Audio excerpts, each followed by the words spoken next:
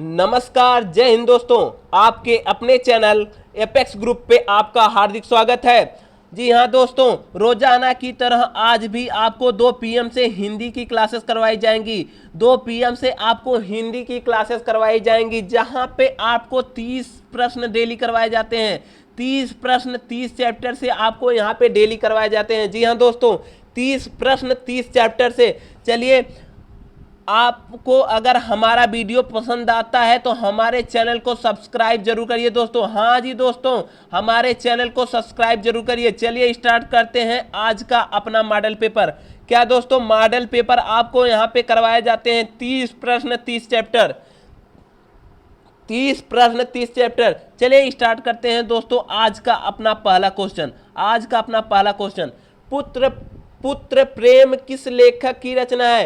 पुत्र प्रेम किस लेखक की रचना है? चलिए उत्तर करिए दोस्तों, चलिए उत्तर करिए, शीघ्र उत्तर करिए दोस्तों। यहां से एक क्वेश्चन बनता है, सूरज का सातवां घोड़ा। सूरज का सातवां घोड़ा किसकी रचना है? सूरज का सातवां घोड़ा किसकी है दोस्तों? सूरज का सातवां घोड़ा, सूरज का सातवां घोड़ा धर्मवीर भारती की रचना है दोस्तों। सूरज का सातवां घोड़ा किसकी है? धर्मवीर भारती की। मुंशी प्रेमचंद की क्या है? गबन गोदान, गबन गोदान रंगभूमि। गबन गोदान रंगभूमि, ये मुंशी प्रेमचंद की रचनाएं हैं। एक धर्मवीर भारती की एक और प्रमुख रचना है, गुनाहों का देवता दोस्तों। गुनाहों का देवता किसकी रचना है? धर्मवीर भारती की है, धर्मवीर भारती की है। सुमित्रा नंदन पंत को किस रचना पे ज्ञानपीठ पुरस्कार मिला था दोस्तों? एक क्वेश्चन बहुत इंपॉर्टेंट है दोस्तों। सुमित्रा नंदन पंत को किस रचना पे ज्ञानपीठ पुरस्कार मिला था? बताइए दोस्तों, किस रचना पे ज्ञानपीठ पुरस्कार मिला था? मैंने आपको बताया था ये क्वेश्चन दोस्तों।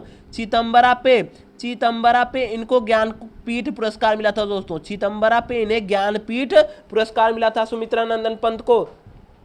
हरिवंश राय बच्चन की रचनाएं देखिए कौन कौन सी होती हैं। हरिवंश राय बच्चन की रचनाएं, मधुबाला। मैंने आपको बताया था मधु जिस भी वाक्य में अगर आगे मधु लगा है वो सारी रचनाएं हरिवंश राय बच्चन की होंगी, हरिवंश राय बच्चन की होंगी। त्रिभंगिमा एक आता है दोस्तों, त्रिभंगिमा भी हरिवंश राय बच्चन की रचना है। त्रिभंगिमा दोस्तों, त्रिभंगिमा हरिवंश राय बच्चन की। और प्रणय पत्रिका भी किनकी रचना है? हरिवंश राय बच्चन की दोस्तों। फिलहाल इस क्वेश्चन का राइट आंसर मुंशी प्रेमचंद। प्रेम पुत्र किसकी रचना है? मुंशी प्रेमचंद की रचना है दोस्तों, मुंशी प्रेमचंद। चलिए नेक्स्ट क्वेश्चन देखते हैं दोस्तों। नेक्स्ट क्वेश्चन देखते हैं, अयोगवाह वर्ड कितने होते हैं? चलिए दोस्तों बताइए, अयोगवाह वर्ड कितने होते हैं? यहां से आपको 4 क्वेश्चन मैं कराऊंगा। 4 क्वेश्चन दोस्तों।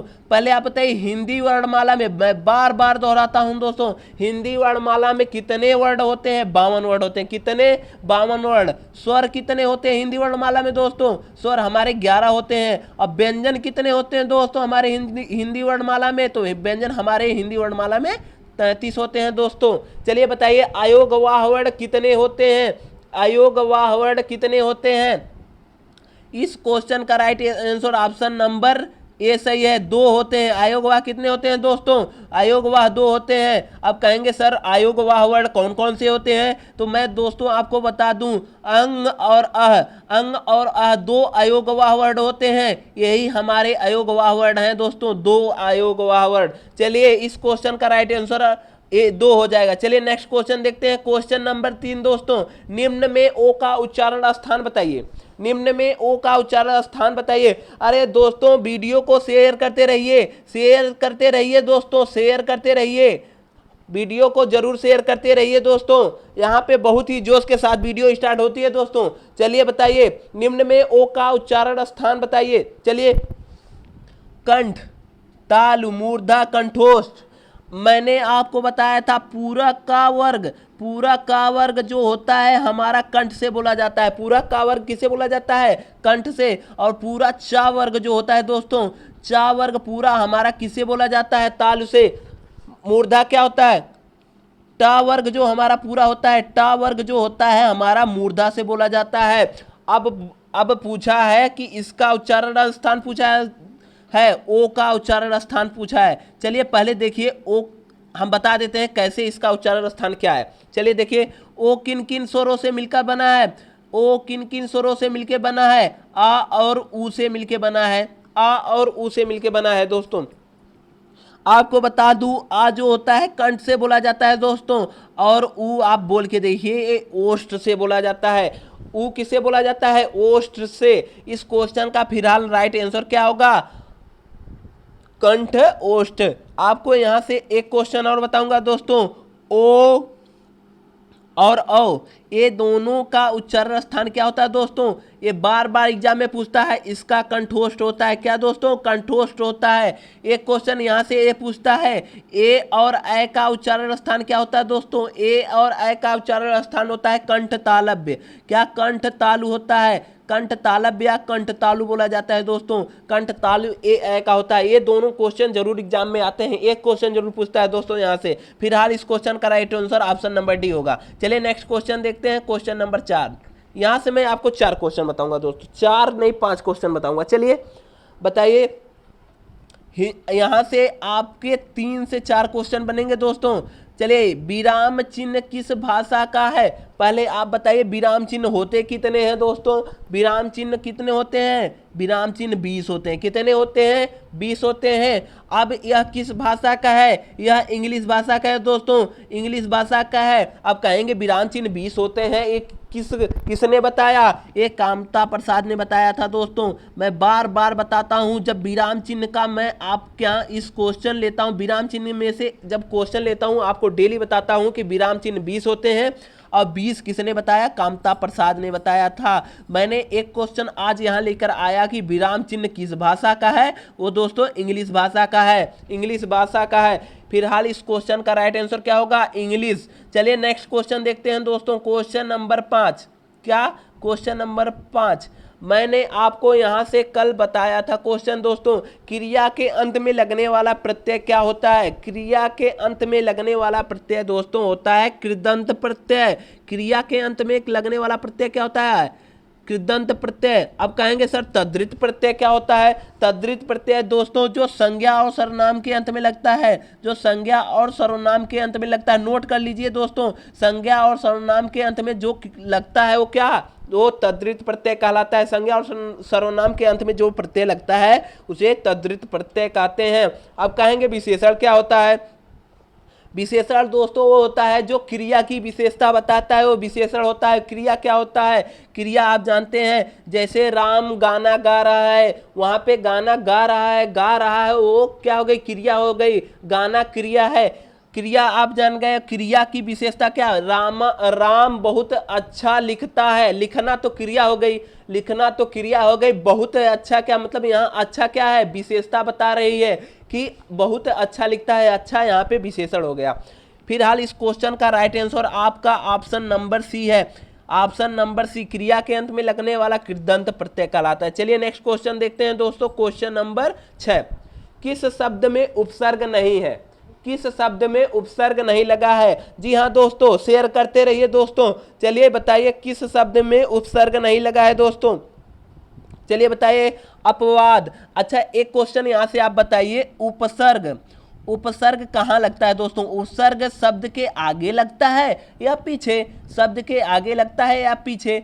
हम बता दें दोस्तों, शब्द ए लिखा हुआ है, मान लीजिए शब्द के आगे उपसर्ग है और पीछे क्या प्रत्यय लगता है, प्रत्यय कहाँ पीछे लगता है दोस्तों। चलिए बताइए, इसमें उपसर्ग की बात कर दिया है, उपसर्ग की बात किया है तो आप आगे देखेंगे। देखिए अपवाद में अप प्रत्यय है, अप उपसर्ग है, पराजय में परा उपसर्ग है, प्रभाव में प्र उपसर्ग है, लेकिन ओढ़ना में कौन सा उपसर्ग लगा है, कोई उपसर्ग नहीं लगा है दोस्तों। अगर मैं मान लीजिए दोस्तों यहां से मैं कह दूं कि ओ उपसर्ग लगा है तो ओढ़ना क्या होता है, ओढ़ना का कोई मतलब निकलना चाहिए। जैसे आप प्रभाव में प्रा उपसर्ग निकाल दिए, भाव होता है ना दोस्तों, आप करते हैं भाव, आपका भाव बहुत बढ़ गया, भाव का कुछ मतलब निकल रहा है ना। अब पराजय में से मैं प्रा निकाल लिया उपसर्ग, तो जय का मतलब नहीं करते हैं, जय हिंद, उसमें जय का कुछ मतलब निकल रहा है। अपवाद, आप अपनी उपसर्ग निकाल लिए, वाद नहीं कहते, वाद विवाद, बात विवाद नहीं होता, वाद होता है मतलब किसी से वार्ता कर रहे हैं। तो यहाँ पे जितना भी निकला सबका कुछ न कुछ मतलब निकला। उपसर्ग निकालने के बाद जो पीछे बच रहे हैं उसका कुछ मतलब निकलना चाहिए। आप देख रहे हैं कि इसमें वाद का कुछ मतलब हो गया, जय का मतलब कुछ हो गया, भाव का मतलब किसी कुछ हो गया, लेकिन ओढ़ना में ढना बच रहा है दोस्तों, तो इसका कुछ मतलब निकल रहा है, इसलिए इसका कुछ मतलब नहीं निकल रहा है। इसलिए ओढ़ना क्या उपसर्ग नहीं है, ओढ़ना में उपसर्ग नहीं है दोस्तों। फिलहाल इस क्वेश्चन का right answer option number D है। चलिए नेक्स्ट क्वेश्चन देखते हैं दोस्तों, क्वेश्चन नंबर 7। कौन सा क्वेश्चन दोस्तों? Question number 7।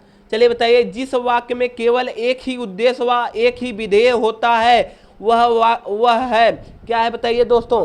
जिसमें एक ही उद्देश्य हो, जैसे राम पढ़ रहा है, राम पढ़ रहा है, माता जी खाना बना रही हैं, खाना बना रही हैं, एक ही उद्देश्य हो रहा है। जहां पे एक ही उद्देश्य होता है दोस्तों वहां पे सरल वाक्य होता है, सरल या साधारण वाक्य होता है दोस्तों। चलिए संयुक्त वाक्य मैंने क्या बताया था ट्रिक आपको, कि जिन वाक्यों के बीच में और लगा है वो तुरंत आप संयुक्त वाक्य मारेंगे। अब मिश्र वाक्य क्या होगा दोस्तों? चलिए बताइए मिश्र वाक्य क्या होता है। मैंने आपको बताया था, जिन वाक्य में अगर की दिख गया आपको, जिन वाक्य में अगर की दिख गया, तदापि दिख गया, तदापि दिख गया, या एक आता है ही मतलब, अब देखिए की तदापि और ही बीच में आ गया, वहां पे आप मिश्र वाक्य मारेंगे। अब कहेंगे ही कहाँ आता है?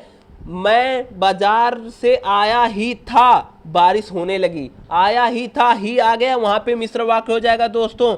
चलिए नेक्स्ट क्वेश्चन देखते हैं। फिलहाल इस क्वेश्चन का right answer option number A है। चलिए नेक्स्ट क्वेश्चन देखते हैं दोस्तों, क्वेश्चन नंबर 8। भूखे को अन्न दो और प्यासे को जल दो वाक्य में कौन कारक है? पहले आप दोस्तों बताइए, कारक हिंदी में कारक कितने होते हैं? 8 होते हैं दोस्तों। कारक कितने होते हैं हिंदी में? 8 होते हैं। अब बताइए, मैंने इसकी एक जोरदार ट्रिक बताई थी दोस्तों, आपको जोरदार ट्रिक बताई थी दोस्तों। मैंने कहा था जहां पे किसी को कुछ दिया जाए या दान किया जाए, किसी को कुछ दिया जाए, वहां पे आपको तुरंत संप्रदान कारक मानना है। कहां पे? संप्रदान कारक। आपको अगर दान दिखा, ठीक है दोस्तों, दान दिख गया अगर, तो वहां पे दान मतलब दोस्तों देना होता है। भूखे को अन्न दो और प्यासे को जल दो, यहाँ पे देने की बात कर रहा है। जहां पे देने की बात होती है वहां संप्रदान कारक होता है। अब दोस्तों आप कहेंगे तो अपादान में भी तो दान लगा है, अपादान में भी तो दान लगा है, तो हम दान देख के कैसे ऑप्शन सेलेक्ट करेंगे? हम दोस्तों आपको बताते हैं, अपादान में तो दान लगा है दोस्तों, संप्रदान में भी दान लगा है। ये देखिए, सा से समान समझ लिए। सामान क्या होता है दोस्तों? सामान वो होता है जो किसी वस्तु को बोलते हैं सामान, की वस्तु कोई होती है। जैसे भूखे को अन्न दो, हम अन्न दे रहे हैं उसको यूज करने के लिए, खाना खाने के लिए, भूख मिटाने के लिए, हम कोई उसको सामान दे रहे हैं, कोई वस्तु दे रहे हैं। सा से समान, जब किसी को कुछ देंगे, सामान वस्तु देंगे, तो वहां पे संप्रदान कारक होगा दोस्तों।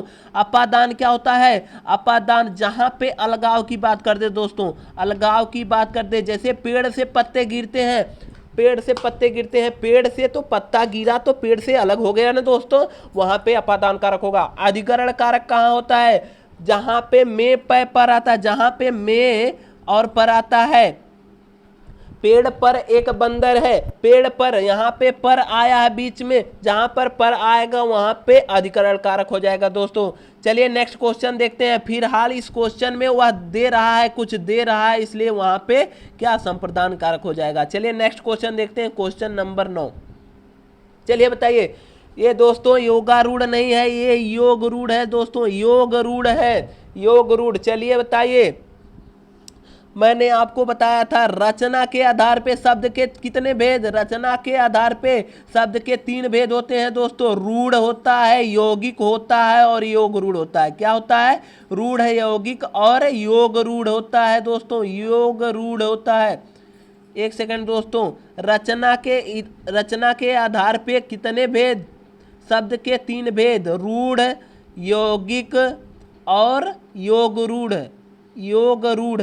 चलिए दोस्तों बताइए, अब रूढ़ क्या होता है? जिसका संधि विच्छेद ना हो, जिसका संधि विच्छेद ना हो वो रूढ़ कहलाता है। जिसका संधि विच्छेद हो जाए वह यौगिक कहलाता है। दुनिया का हर समास जो होता है हमारा बहुब्रीहि होता है। दुनिया का कोई भी अगर बहुब्रीहि समास ला दो आप, दुनिया का कोई भी बहुब्रीहि समास वह योग रूढ़ हो जाएगा। यहाँ पे आपसे योग रूढ़ पूछा है, आपको लग रहा है कि दशानन बहुब्रीहि समास है, इसलिए इस क्वेश्चन का राइट आंसर क्या होगा? ऑप्शन नंबर डी, दशानन में बहुब्रीहि समास है, 10 मुखों वाला अर्थात रावण। यहाँ पे मैंने बताया योग रूढ़ वह होता है, दुनिया का सभी बहुब्रीहि समास योग रूढ़ होता है। चलिए फिलहाल इस क्वेश्चन का राइट आंसर ऑप्शन डी है। चलिए नेक्स्ट क्वेश्चन देखते हैं, क्वेश्चन नंबर 10। महर्षि शब्द में कौन सी संधि है दोस्तों? वेरी मोस्ट इंपॉर्टेंट क्वेश्चन, बहुत बार एग्जाम में पूछा है, जिसमें री लगा है। मैंने ट्रिक बताई है दोस्तों, संधि की ट्रिक वीडियो आपके पास गई है। मैंने आपको बताया था जिनमें आपको री दिख गई, री की मात्रा दिखी, जिसमें आपको महर्षि देवर्षि, जिसमें री की मात्रा दिखी वहां आपको तुरंत गुण संधि मारना है। क्या मारना है दोस्तों? गुण संधि मारना है। री आपको जहां भी दिख गई वहां पे क्या मारना है आपको? गुण संधि। कहेंगे सर आप तो गुण संधि की एक और ट्रिक बताए थे। गुण संधि मैंने कहा था जहां पे आपको एक चोटी दिखे,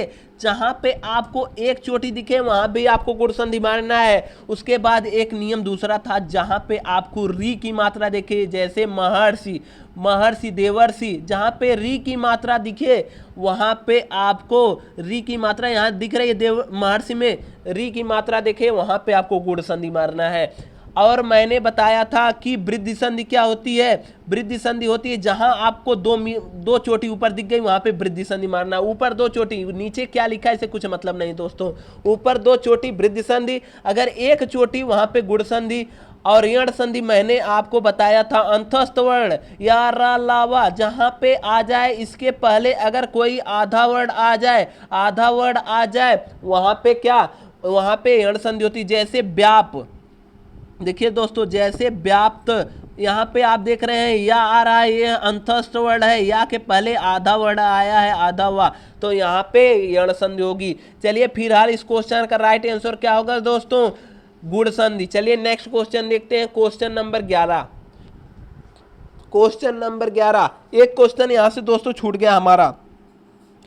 अब बताइए संधि कितनी होती है? हमारे हिंदी में संधियां कितनी होती है दोस्तों? 3 होती है। आप कहेंगे कौन कौन सर? स्वर संधि, व्यंजन संधि, स्वर संधि और व्यंजन संधि और विसर्ग संधि। कितनी संधियां होती हैं? स्वर व्यंजन विसर्ग 3 संधियां होती हैं दोस्तों, स्वर व्यंजन विसर्ग। चलिए नेक्स्ट क्वेश्चन देखते हैं दोस्तों। नीलगाय में कौन सा समास? पहले आप बताइए समास कितने होते हैं? मैंने अभी आपको बताया था कारक 8 होते हैं और समास कितने होते हैं? 6 होते हैं।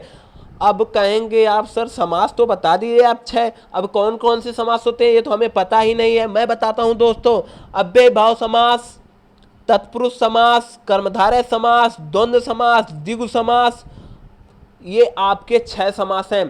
तत्पुरुष, अव्यय भाव, कर्मधारय, द्वंद्व, द्विगु, बहुब्रीहि, 6 समास आपके होते हैं दोस्तों, 6 समास होते हैं। चलिए बताइए, मैंने आपको ट्रिक बताया था दोस्तों, जिसका विग्रह करने पर है जो बीच में आए वहां पे आपको कर्मधारय मारना होता है। जैसे नील गाय, नीला है जो गाय, विग्रह करने पे है जो आ रहा है ना, नीला है जो गाय, जहां पे है जो आ गया वहां आप कर्मधारय समास मारेंगे। इस क्वेश्चन का right answer option number C. अब कहेंगे सर द्वंद्व समास क्या होता है? जिसका दोनों पद प्रधान हो दोस्तों, दोनों पद प्रधान, जिसका दोनों पद प्रधान होता है वहां पे द्वंद्व समास होता है दोस्तों। और अव्यय भाव समास, दुनिया का कोई भी शब्द ले लो, अगर उसमें उपसर्ग लगा है, हाँ दोस्तों उपसर्ग आगे लगा है, वहां पे अव्यय भाव समास होगा। और तत्पुरुष समास क्या होता है? तत्पुरुष समास वो होता है जहां पे जिसको विग्रह करने पर बीच में जो है कारक चिन्ह का लोप हो, वहां पे तत्पुरुष समास होता है। जिसका दोस्तों अगर कहें आपसे कि तत्पुरुष समास का पहला पद प्रधान होता है दोस्तों, जिसका पहला पद प्रधान होता है तत्पुरुष समास कहलाता है। फिलहाल इस क्वेश्चन का right answer option number C, कर्मधारय समास। क्योंकि नीला है जो गाय, जहां पे है जो आ गया दोस्तों वहां आपको कुछ नहीं देखना, वहां कर्मधारय मारना है। चलिए नेक्स्ट क्वेश्चन देखते हैं, क्वेश्चन नंबर 12। निम्न में कौन सी सकर्मक क्रिया है? निम्न में कौन सी सकर्मक क्रिया है दोस्तों? जी हाँ दोस्तों, शेयर करते रहिए, शेयर करते रहिए दोस्तों। निम्न में कौन सी सकर्मक क्रिया है, आप बताइए। आपको मैंने बताया था सकर्मक क्रिया और अकर्मक क्रिया के बारे में, बहुत बार बताया दोस्तों, बहुत बार बताया हूँ सकर्मक क्रिया और अकर्मक क्रिया क्या होती है। सकर्मक क्रिया दोस्तों वहां पे होती है जहां पे कर्म, जहां पे कर्म हो, जहां पे कर्म हो, जहां पे कार्य हो, वहां सकर्मक क्रिया। अगर अकर्मक क्रिया कहाँ होगी, अकर्मक क्रिया वहां होगी जहां पे आ मतलब नहीं, आ मतलब नहीं, कर्म मतलब कर्म, जहां पे कर्म ना हो वहां पे अकर्मक क्रिया होती है। पूछ रहा है सकर्मक क्रिया जहां पे कार्य होगी, हम वही ऑप्शन सेलेक्ट करेंगे, जहां पे कार्य होगा वहीं पे सेलेक्ट करेंगे। दौड़ना कोई कार्य है, दौड़ना कोई कार्य नहीं है दोस्तों। मुस्कुराना कोई कार्य हो रहा है, नहीं। रूठना कोई कार्य है, नहीं। हम पानी पी रहे हैं, हमारे शरीर में जा रहा है पानी, हम पानी पी रहे हैं, यहाँ पे कार्य हो रहा है, पानी पीना में कार्य हो रहा है, इसलिए ऑप्शन नंबर डी आपका सही है। चलिए नेक्स्ट क्वेश्चन देखते हैं दोस्तों, वेरी वेरी मोस्ट इंपॉर्टेंट है, वेरी वेरी मोस्ट इंपॉर्टेंट दोस्तों, मैं बताऊंगा आपको यहां से। चलिए हिंदी की तालब्य ध्वनियां हैं, तालब्य मतलब ताल से जो बोली जाती हैं दोस्तों, ताल से आप बोल के देखिए। चलिए बोलिए पा फा बा भा, बोलिए पा से आप बोल रहे हैं तो आपका ओष्ठ टच हो रहा है, ओष्ठ से बोला जाता है। पूरा प वर्ग दोस्तों ओष्ठ से बोला जाता है, किससे, ओष्ठ से बोला जाता है प वर्ग दोस्तों। अब का वर्ग किससे बोला जाता है, पूरा का वर्ग जो है कंठ से बोला जाता है दोस्तों, कंठ से। और टा वर्ग किससे बोला जाता है, टा वर्ग हमारा मूर्धा से दोस्तों बोला जाता है, मूर्धा से। अब आप तो देख लिए दोस्तों कि सबके बारे में सर बता दिए, अब हमारा तो ऑप्शन यही लग रहा है, क्योंकि तालब्य ध्वनियां हमारी चा वर्ण होती हैं, चा वर्ग तालब्य ध्वनि होती हैं दोस्तों। फिलहाल इस क्वेश्चन का राइट आंसर ऑप्शन ए है। आपको यहां से एक बात बता दूं, जैसे सभी वर्ग होता है, का वर्ग होता है, का वर्ग, चा वर्ग, टा वर्ग, पा वर्ग और मा वर्ग, पा वर्ग और ता वर्ग क्या होता है, ता वर्ग। सभी के वर्ग के जो लास्ट के पांचवें होते हैं, जैसे अंगा या मा यमंगणनम बोलते हैं दोस्तों, यमंगणनम,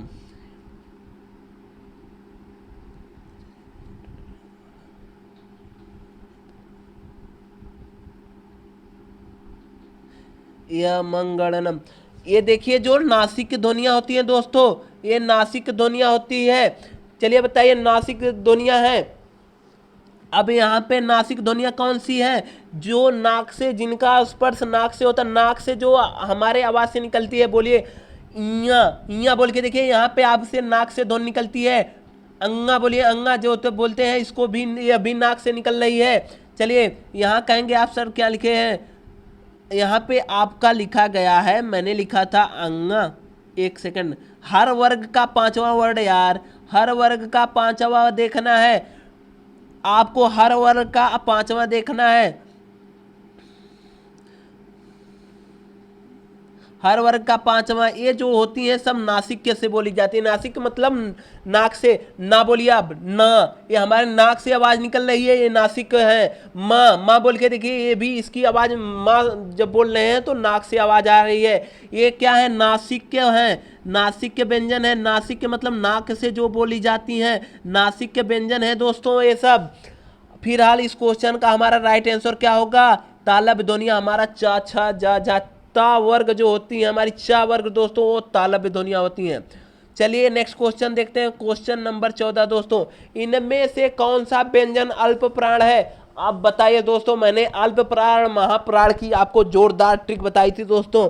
मैंने आपसे ये बोला था कि पहला, दूसरा, तीसरा, चौथा, पांचवा, मैंने आपसे बोला था पहला, तीसरा और पांचवा, पहला, तीसरा, पांचवा ये अल्प प्राण होती हैं। बाकी जो शेष बच रही हैं, दूसरा और चौथा, ये क्या होती हैं, महाप्राण होती हैं, दूसरा और चौथा महाप्राण होती है। अब देखते हैं हमसे अल्प प्राण होता है, अल्प प्राण पूछा है दोस्तों, हमको देखना है कौन सा वर्ग पहला और तीसरा और पांचवें का अगर कोई भी वर्ण निकला, पहले, तीसरे और पांचवें का कोई वर्ण निकला, किसी भी वर्ग का अगर पहला, तीसरा और पांचवा मिल गया तो वहां पे आप अल्प प्राण मार देंगे। चलिए देखिए का खा, ये हमारा दूसरे पे आ रहा है दोस्तों, का खा ये दूसरे पे आ रहा है, इसलिए यह महाप्राण हो गया। चा छा जा झा ये चौथे पे आ रहा है, इसलिए ये भी महाप्राण हो गया। पा फा बा भा, ये भी चौथे पे आ रहा है, चौथे पे आ रहा है ना। पा फा बा तीसरे पे आ रहा है दोस्तों। देखिए पा फा बा भा, ये देखिए तीसरे पे आ रहा है, तीसरे पे आ रहा है, तो इसलिए यह हमारा राइट आंसर होगा। टा ठा डा ढा, ढा हमारे चौथे पे आ रहा है, इसलिए ये भी नहीं सही है। फिलहाल इस क्वेश्चन का राइट आंसर बा है, क्योंकि यह तीसरे पे आ रहा है। मैंने आपको बताया अल्प प्राण पहले, तीसरे और पांचवें वर्ण का जो होगा वो हमारा अल्प प्राण होगा, तो तीसरे पे आ गया बा, तो ए पा वर्ग का तीसरा अक्षर है, इसलिए यह क्या अल्प प्राण है। चलिए इस क्वेश्चन का right answer option number C है। चलिए नेक्स्ट क्वेश्चन देखते हैं, क्वेश्चन नंबर 15, अर्धस्वर। यहां से एक क्वेश्चन जरूर आता है दोस्तों, अर्धस्वर आपको बता दूं, आज यहां से 4 क्वेश्चन बताऊंगा दोस्तों। अर्धस्वर कितने होते हैं? हिंदी वर्णमाला में 2 अर्धस्वर होते हैं। कौन कौन से होते हैं अर्धस्वर? हमारा या और वाह। अब आपको पता चल गया होगा इस क्वेश्चन का राइट आंसर, क्योंकि आपको या तो दिखा नहीं, वाह दिख गया। ऑप्शन नंबर सी में वाह दिख रहा है। अर्धस्वर पूछा है, अर्धस्वर आपका ऑप्शन नंबर सी सही है। आपसे पूछता है कि पार्श्विक व्यंजन कौन सा है? पार्श्विक व्यंजन आपका नोट करिए दोस्तों, नोट कर लीजिए दोस्तों। पार्श्विक व्यंजन कौन सा होता है? ला होता है। रा को कौन सा व्यंजन बोलते हैं? लुंठित वर्ण बोलते हैं, लुंठित वर्ण बोलते हैं। लुंठित वर्ण एग्जाम में पूछता है, लुंठित या प्रकंपित? प्रकंपित, प्रकंपित पूछता है दोस्तों। लुंठित या प्रकंपित कौन सा होता है? वह हमारा रा होता है। लुंठित मतलब कहेंगे सर रा क्यों लुंठित है? आप रा बोल के देखिए, आपकी जीभ जो होती है, आपकी जीवा जो होती है पीछे की तरफ मुड़ जाती है, गोल हो जाती है, जिसको बोलते हैं लुढ़िया जाती है। वह आपको रा बोलने पे आपके जीभ जो है पीछे की तरह मुड़ जाती है, इसीलिए यह लुंठित है। पार्श्विक ला है, इसको आपको याद करना पड़ेगा। और अर्धस्वर मैंने बताया कि या और वाह, या और वाह हमारा अर्धस्वर होता है। फिलहाल इस क्वेश्चन का राइट आंसर ऑप्शन सी है। चलिए नेक्स्ट क्वेश्चन देखते हैं दोस्तों, क्वेश्चन नंबर 16। निम्न में ओष्ठ वर्ण है, निम्न में ओष्ठ वर्ण है, निम्न में दंतोष्ठ वर्ण है। दंत ओष्ठ वर्ण पूछा है दोस्तों। वेरी वेरी मोस्ट इंपॉर्टेंट दोस्तों, very very most important question है, नोट करिएगा दोस्तों और शेयर जरूर करते रहिए दोस्तों, आप सबका भला सोचिए दोस्तों। चलिए बताइए निम्न में दंतोष्ठ वर्ण क्या है? यहाँ पे आपको बताना है दंतोष्ठ वर्ण क्या? दंत ओष्ठ। चलिए आप उच्चारण करके देखिए। का बोलिए, ये तो हमारा कंठ से लग रहा है, का हमारा कंठ से निकल रहा है। पा फा बा भा, पा हमारा ओष्ठ से है, क्या है? ओष्ठ से है। वाह वाह वाह, आप बोलिए ये भी वाह, आपका ओष्ठ दिख रहा है, ओष्ठ दिख रहा है। मैंने अर्धस्वर बताया था या और वाह होता है। दा बोलिए, दा दा दा बोलिए, आपका ये दा जो होता है दंत ओष्ठ होता है। दा क्या होता है? दंत ओष्ठ होता है दोस्तों, दंत ओष्ठ होता है। दंतोष्ठ वर्ण आपको पता चल गया दोस्तों, दंतोष्ठ वर्ण आपका द है। चलिए नेक्स्ट क्वेश्चन देखते हैं, क्वेश्चन नंबर 17। कृतज्ञ शब्द का सही अर्थ है। कृतज्ञ शब्द का सही अर्थ क्या होता है दोस्तों? जो उपकार नहीं करता, जो किए हुए उपकार को नहीं मानता, जो शत्रु को जीत लेता है, जो मित्रता को नहीं मानता। फिलहाल इस क्वेश्चन का राइट आंसर बताइए आप लोग दोस्तों। ऑप्शन नंबर बी सही है, जो किए हुए उपकार को नहीं मानता उसे कृतज्ञ बोला जाता है, कृतज्ञ। चलिए नेक्स्ट क्वेश्चन देखते हैं दोस्तों, क्वेश्चन नंबर 18। जो भाव मन में केवल अल्पकाल के तक संचरण करके चले जाते हैं उन्हें क्या कहते हैं? यहां से आपको मैं 3 क्वेश्चन बताऊंगा, 3 नहीं दोस्तों 4 क्वेश्चन बताऊंगा दोस्तों, ध्यान दीजिए। जो भाव मन में अल्प मतलब कम समय तक, अल्प मतलब कम समय तक रहकर संचरण करके चले जाते हैं उन्हें क्या कहते हैं दोस्तों? संचारी भाव कहते हैं। क्या? संचारी भाव। आपसे ये क्वेश्चन में पूछता है कि अस्थाई भाव की संख्या कितनी होती है? 11। संचारी भाव की संख्या कितनी होती है दोस्तों? 33 होती है। मैंने इसकी ट्रिक बताई थी कि स्वर भी 11 होते हैं और अस्थाई भाव भी 11 होते हैं, और व्यंजन जो होते हैं व्यंजन और संचारी भाव दोनों बराबर होते हैं, और अस्थाई भाव और स्वर बराबर होते हैं। फिलहाल इस क्वेश्चन का राइट आंसर क्या होगा? संचारी भाव दोस्तों। चलिए नेक्स्ट क्वेश्चन देखते हैं, क्वेश्चन नंबर 18। विभत्स रस का अस्थाई भाव होगा, विभत्स रस का अस्थाई भाव क्या होगा दोस्तों? चलिए बताइए, रस कितने होते हैं?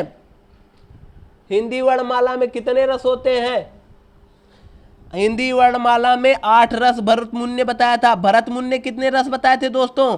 8 रस बताए थे। और हिंदी में रस कुल कितने होते हैं दोस्तों? 11 होते हैं। रस कितने टोटल होते हैं? टोटल कितने रस टोटल होते हैं दोस्तों? 11 रस होते हैं। लेकिन यहाँ पे पूछा है आपको अस्थाई भाव, अस्थाई भाव पूछा है। जुगुप्सा, विभत्स रस का अस्थाई भाव होता है दोस्तों जुगुप्सा। शोक किसका होता है? करुण रस का अस्थाई भाव शोक होता है दोस्तों। निर्वेद किसका होता है? बार बार पूछा है दोस्तों, निर्वेद किसका अस्थाई भाव है? यह शांत रस का अस्थाई भाव है। रौद्र रस का अस्थाई भाव क्या होता है? क्रोध, क्रोध होता है दोस्तों। स्क्रीनशॉट लीजिए दोस्तों इसका, बार बार एग्जाम में पूछा है दोस्तों। फिलहाल इस क्वेश्चन का right answer option number A है। चलिए नेक्स्ट क्वेश्चन देखते हैं, क्वेश्चन नंबर 20। 4 गज मलमल में कौन सा विशेषण है दोस्तों? 4 गज मलमल में कौन सा विशेषण है? संख्यावाचक, परिमाणवाचक, गुणवाचक, सार्वनामिक। 4 गज मलमल, अच्छा बताइए, गज है, इसका गज नापा जाता है ना, ये परिमाण। जहां पे परिमाण की बात कर दे, मापने की बात कर दे, जहां पे मापने की बात करेगा वहां पे आपको परिमाणवाचक मानना है। जहां पे नाप तौल की बात करें वहां पे आपको परिमाण मानना है, परिमाणवाचक। फिलहाल इस क्वेश्चन का right answer option number B है, ऑप्शन बी है। चलिए नेक्स्ट क्वेश्चन देखते हैं दोस्तों। शीश का तत्सम रूप है, पहले आप बताइए तत्सम क्या होता है? तत्सम दोस्तों होता है संस्कृत का शुद्ध शब्द। संस्कृत का शुद्ध शब्द क्या होता है? तत्सम। और संस्कृत का जो विकृत रूप होता है, विकृत रूप होता है, जो विकृत रूप होता है दोस्तों वह तद्भव होता है। संस्कृत का विकृत रूप क्या होता है? तद्भव होता है। फिलहाल इस क्वेश्चन का राइट आंसर बताइए, शीश का तत्सम क्या होगा? शीश तो हमारा तद्भव है, शीर्ष कैसा है? तद्भव है।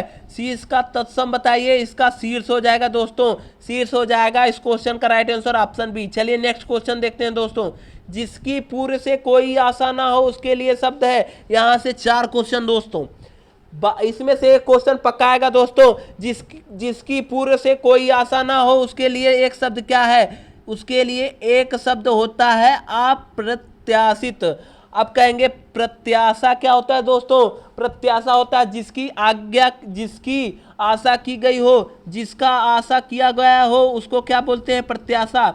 जिसकी आशा की गई हो, जिसकी आशा की गई हो उसका क्या बोलते हैं? उसे क्या बोलते हैं? प्रत्याशा। परिमेय आप सबको पता होगा, जो गिना ना जा सके, जो गिना ना जा सके, जो गिना ना जा सके दोस्तों, गिना ना जा सके उसे क्या बोलते हैं? अपरिमेय। अनाहूत क्या होता है दोस्तों? जो बुलाया ना गया हो, जो बुलाया ना गया हो। शादी विवाह में बिना बुलाए सब दावत खाते हैं ना, वही मतलब है जो बुलाया ना गया हो, जो बुलाया गया ना हो उसे क्या बोलते हैं? अनाहूत। बुलाया ना हो, जिसे बुलाया ना हो वो क्या होगा? अनाहूत। फिलहाल इस क्वेश्चन का राइट आंसर क्या होगा? Option B. चलिए नेक्स्ट क्वेश्चन देखते हैं दोस्तों देखिए 23 क्वेश्चन, 23 नंबर क्वेश्चन, धुआं धुआं करिए दोस्तों, बहुत इंपॉर्टेंट क्वेश्चन है दोस्तों। हिंदी भाषा में कितनी बोलियां हैं? हिंदी भाषा में कितनी बोलियां हैं दोस्तों? हिंदी भाषा में बताइए 15, 25, 18, 22 बताइए। 8वीं अनुसूची में दोस्तों, 8वीं अनुसूची में भाषा का उल्लेख, 8वीं अनुसूची में भाषा का उल्लेख 22 हुआ था। 8वीं अनुसूची में कितनी भाषाओं का उल्लेख हुआ था? 22। अब पूछ रहा है आपसे इस क्वेश्चन में हिंदी भाषा में कितनी बोलियां हैं? आपको लगाना है 18। अगर दोस्तों इस क्वेश्चन में अगर ऑप्शन में 18 नहीं दिया रहेगा तो 19 दिया रहेगा। 18 या 19 दोनों सही हो सकता है दोस्तों। इस क्वेश्चन का right answer option number C है। चलिए नेक्स्ट क्वेश्चन देखते हैं दोस्तों, क्वेश्चन नंबर 24। आंख की किरकिरी होना का अर्थ बताइए आप लोग, आंख का किरकिरी होना। चलिए उत्तर करिए दोस्तों, बहुत मेहनत लगती है दोस्तों, टाइप करने में बहुत समय लगता है दोस्तों। मैं आपके लिए कर रहा हूं, आपके लिए मैं इतना मेहनत कर रहा हूं तो आप भी मेहनत करिए दोस्तों। टेट में अगर मुझे पता चला किसी का 28 नंबर से कम है, 28 नंबर से कम है तो दोस्तों अच्छा नहीं होगा। मैं यहाँ पे हिंदी की तैयारी करवा रहा हूँ आपसे, मैंने आपसे वादा किया हूँ कि 28 प्लस सबके नंबर आएंगे। बस आप लोग डेली हमारा वीडियो वॉच करिए, डेली वॉच करिए दोस्तों। बस आपको कोई भी बुक उठाने की जरूरत नहीं है, डेली आप मेरा 30 मिनट का वीडियो, 30 क्वेश्चन का वीडियो देखिए। बस आपको मैं कह दिया हूं कि 28 प्लस नंबर आएंगे आपके टेट और सी टेट में। चलिए इस समय आप जान रहे हैं दिल्ली यूपी पुलिस का भरा गया है वैकेंसी, दिल्ली यूपीपी की भरी गई है, वहां पे भी हिंदी पूछे जाएगी। और भी बच्चे यहाँ पे ध्यान दें। चलिए, आंख की किरकिरी होना, आप बताइए अप्रिय होना। आंख की किरकिरी मतलब आंख में अगर कुछ चला गया तो अप्रिय होगा, कि कोई धोखा देगा, कि बहुत प्रिय होगा। यहाँ पे आंख में कुछ अगर चला जाता है तो हमें कष्ट देता है, इसलिए इस क्वेश्चन का राइट आंसर कष्टदायक होना। चलिए नेक्स्ट क्वेश्चन देखते हैं दोस्तों। क्वेश्चन नंबर 25, यथार्थ का विलोम क्या होता है शब्द? यथार्थ का विलोम शब्द दोस्तों आदर्श होता है। नोट कर लीजिए दोस्तों, यथार्थ का विलोम आदर्श होता है। चलिए नेक्स्ट क्वेश्चन देखिए दोस्तों, क्वेश्चन नंबर 26, अर्ध सम्मात्रिक छंद है। मैंने आपको बार बार बताया दोस्तों, दोहा के पहले चरण, पहले और तीसरे में 13 मात्राएं होती हैं, और दूसरे और चौथे में कितनी 11 मात्राएं होती है। ये दोहा में बता रहे हैं। मैंने क्या बताया, दोहा के फर्स्ट और थर्ड में कितनी 13 मात्राएं हो गई, और सेकंड और फोर्थ में कितनी मात्राएं 11 मात्राएं हो गई, 11 मात्राएं। और जब जान रहे हैं कि दोहा का उल्टा क्या होता है दोस्तों, सोरठा। जब दोहा में पहले और तीसरे में जब 13 मात्राएं थी, तब दोहा का उल्टा सोरठा है, तो इसमें पहले और तीसरे में 11 मात्राएं हो जाएंगी, और दूसरे और चौथे में 13 मात्राएं हो जाएंगी। अब पूछता है दोस्तों 13 मात्राएं। अब यहां से क्वेश्चन क्या पूछा है, अर्ध सम्मात्रिक छंद दोस्तों दोहा को कहा जाता है। दोहा अर्ध सम्मात्रिक छंद होता है। फिलहाल इस क्वेश्चन का right answer option number A.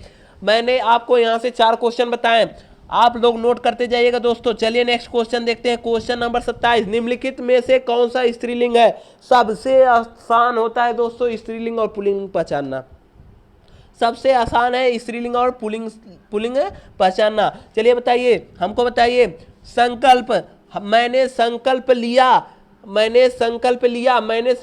लिया, ली नहीं होता है। आज हम संकल्प करते हैं, करती नहीं है। आज हम संकल्प करते हैं कि यह काम समाप्त कर देंगे। मैंने संकल्प लिया, एक पाठ पढ़ देंगे, समाप्त कर देंगे पढ़ के। तो संकल्प हमारा मेल वाइज निकाल रहा है, मतलब यह पुल्लिंग है। मृत्यु क्या होती है? उनकी मृत्यु हो गई, नहीं कहते हैं डॉक्टर राजेंद्र प्रसाद, किसी का नाम ले लो, डॉक्टर राजेंद्र प्रसाद, डॉक्टर सर्वपल्ली राधाकृष्णन, ये इनकी मृत्यु हो गई, किसी की मृत्यु हो गई। जब बोला जाता है मृत्यु हो गया, नहीं बोला जाता है मृत्यु हो गई। यहाँ पे फीमेल वाइज निकाल रहा है, क्या फीमेल वाइज निकाल रहा है? आपसे फीमेल ही पूछा था, स्त्रीलिंग। फिलहाल इस क्वेश्चन का राइट आंसर आपको सी लग रहा है। आपको ए और बी चेक करने की जरूरत ही नहीं। जब आपको पता चल गया मृत्यु हो गई जहाँ फीमेल निकाल दिया, तो यही हमारा ऑप्शन सही है। चलिए नेक्स्ट क्वेश्चन देखते हैं, क्वेश्चन नंबर 28 दोस्तों, सज्जन किस लेखक की रचना है? सज्जन किस लेखक की रचना है, आप बताइए। सज्जन दोस्तों जयशंकर प्रसाद की रचना है। किसकी है? जयशंकर प्रसाद की। यहां से पूछा जाता है छायावाद के जनक कौन है? छायावाद के जनक कौन है? जयशंकर प्रसाद है। इनकी एक प्रमुख रचना क्या है? कामायनी। इनकी प्रमुख रचना क्या है दोस्तों? कामायनी। पूछता है महादेवी की कौन रचना है? कामायनी। महादेवी वर्मा की रचनाएं हैं। यामादीप शिखा किसकी रचनाएं हैं? यामादीप शिखा किसकी रचनाएं हैं दोस्तों? यामादीप शिखा ये महादेवी वर्मा की रचनाएं हैं। यामादीप शिखा महादेवी वर्मा की रचनाएं हैं। भारतेंदु हरिश्चंद्र दोस्तों, यहाँ बहुत इंपॉर्टेंट क्वेश्चन है। आधुनिक हिंदी के जनक किसे माना जाता है? आधुनिक हिंदी के जनक हैं भारतेंदु हरिश्चंद्र। हजारी प्रसाद द्विवेदी कौन है? इनकी एक रचना अशोक के फूल किसकी रचना है? अशोक के फूल हजारी प्रसाद द्विवेदी की रचना है। फिलहाल इस क्वेश्चन का राइट आंसर जयशंकर प्रसाद। चलिए नेक्स्ट क्वेश्चन देखते हैं दोस्तों, क्वेश्चन नंबर 29, उस काल मारे क्रोध के तन कांपने उसका लगा, मानो हवा के जोर से सोता हुआ सागर जगा। मैंने आपको दोस्तों बताया था, जिन वर्डों में, जिन दोहे में अगर आपको लिख गया जनु